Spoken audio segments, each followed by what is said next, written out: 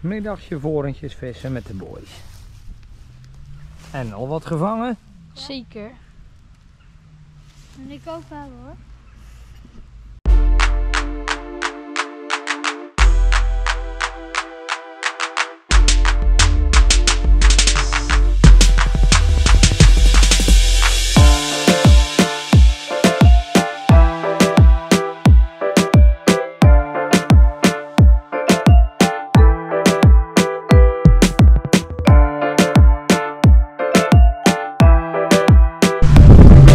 Ja! Hoppatee.